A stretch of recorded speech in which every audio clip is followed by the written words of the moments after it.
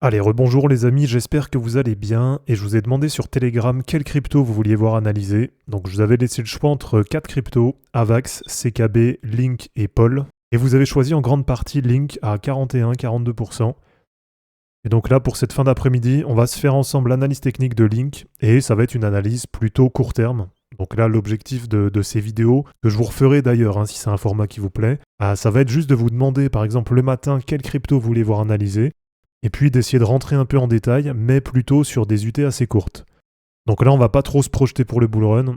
On va pas essayer dans cette vidéo de déterminer le potentiel de Link pour 2025, mais on va se faire une analyse plutôt court terme dessus, pour voir un peu les niveaux intéressants et ce qui peut nous attendre dessus pour les prochains jours et pour les prochaines semaines.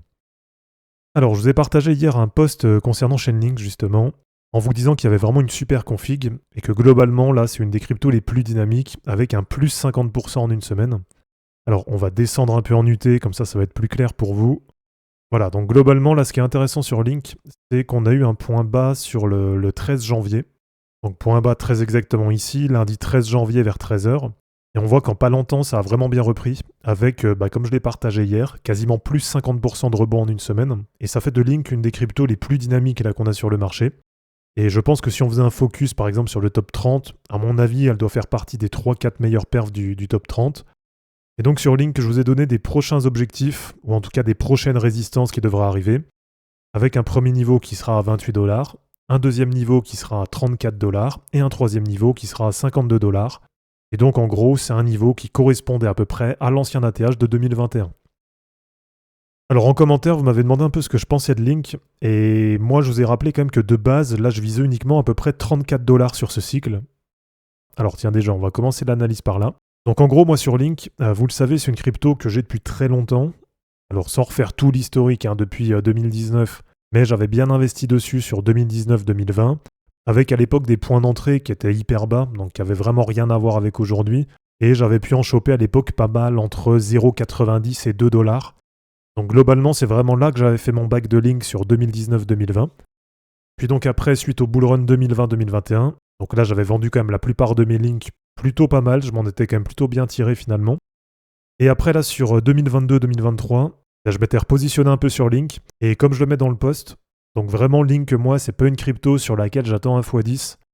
Donc c'est un peu une crypto que je prends aussi pour sécuriser un peu mon wallet, pour tout simplement essayer de faire une perf moyenne qui correspond à l'ensemble du marché, et qui soit, en tout cas je l'espère, comme je le mets, très légèrement supérieur à Bitcoin. Donc c'est vrai que sur 2022-2023, moi je trouvais vraiment que Link c'était une crypto qui manquait de dynamisme et qu'elle avait quand même beaucoup de mal à sortir de son range. Donc finalement c'est une bonne surprise, mais c'est vrai que pendant toute cette période, moi quand vous me demandiez un peu ce que j'en pensais, eh bien je vous disais que tout simplement si on revenait à peu près sur 34$, moi ça me paraîtrait déjà pas mal. Parce que déjà 34$, en gros ça correspondait au niveau de l'ancien Dead Cat Bonds. Et si on prend en termes de perf, donc sachant que moi j'ai réaccumulé du Link ici, donc j'ai vérifié, je suis à 6,40 de PRU. Donc tout simplement, je me disais, avec un PRU qui est en gros à 6,40, 6,50, eh bien je me disais qu'en gros, ça ferait une perf qui serait plutôt pas mal et qui correspondra à ce que j'attends. Donc tout simplement, une perf très légèrement supérieure à Bitcoin. Bon, finalement, pour l'instant, Link me donne un peu tort, mais j'ai envie de dire que c'est une bonne nouvelle. En fait, il me donne tort, mais dans le bon sens. Donc voilà, si on prend la structure sur Link, c'est pareil, on voit que globalement, c'est quand même bon, avec ce gros rebond là depuis début novembre. Et là, en gros, on voit qu'avec cette correction, c'est revenu à peu près tester les niveaux des points hauts de mars 2024. Donc c'est aussi pour ça que je vous dis que la chart sur Link, elle est vraiment belle. Et on voit du coup que sur Link, on a eu un quasi-appui sur la moyenne mobile 20 hebdo. Donc en gros, sur Link, il y avait quand même une belle opportunité pour racheter un repli si ça vous intéressait.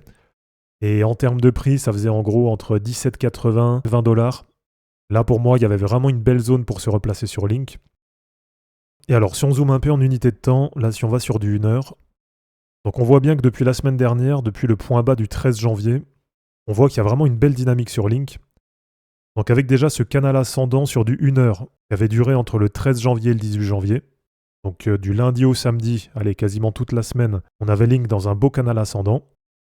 Ensuite derrière, on voit que ça a été breaké par le bas, donc forcément ça corrige et ça revient sur un niveau support.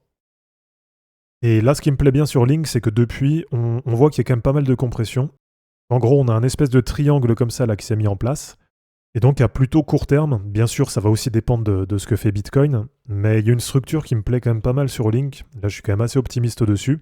Et c'est pour ça que je vous ai donné directement les 3 prochains niveaux là qui m'intéressent. Donc là sur Link, si jamais vous avez envie de réaccumuler, même si forcément c'est moins optimal que les prix qu'il y avait la semaine dernière, mais on est quand même là sur une trendline basse, donc on est quand même sur un support, même si ça reste un support sur du 1 heure. Après bien sûr ça vaut ce que ça vaut, c'est pas aussi solide comme je vous dis qu'un support comme il y avait la semaine dernière, comme par exemple une moyenne mobile 20 hebdo. Donc voilà, ça vaut ce que ça vaut, mais en tout cas si vous avez envie de vous replacer sur Link, même maintenant autour des 25$, j'ai envie de vous dire que c'est quand même un niveau moi qui me paraît pas déconnant. Et alors si ça vient à casser à la baisse, là normalement le prochain niveau support il va être autour des 21,80. Donc on peut élargir un peu la zone et se mettre le support à peu près jusqu'ici. Donc en gros jusqu'au dernier point bas, donc au point qui avait été trouvé en support suite à la cassure du canal ascendant. Donc en gros pour résumer sur Link, on va dire plutôt à long terme. Globalement pour l'instant c'est bien orienté sur Link. Et si vous avez envie de vous placer dessus, eh bien comme je vous dis, là c'est un niveau qui me paraît quand même assez intéressant, mais par rapport au prix de la semaine dernière, bien sûr c'est pas optimal. Mais donc si vous êtes patient, si vous avez envie d'attendre pourquoi pas une cassure baissière, alors cassure baissière qui peut-être n'arrivera pas hein, bien sûr, mais donc vous avez un niveau support qui me paraît pas mal à viser, et qui va être entre 21,80 et 22,25.